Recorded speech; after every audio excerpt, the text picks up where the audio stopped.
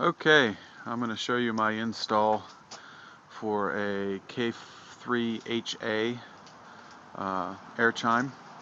I took one of the Sears snail carriers, or turtles, whatever you want to call them, and I drilled some holes in the back so the air could flow through it, and also lined the inside with the screen.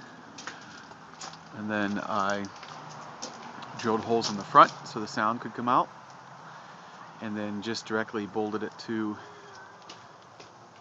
the roof rack on my escape.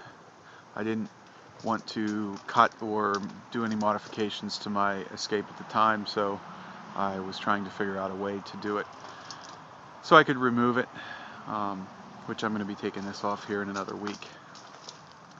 I did all the wiring on the inside on the battery and just ran the wires and then put it inside some loom and just run it up the A-pillar, and it goes inside. Okay, I'm going to remove the cover and then I'll record here again.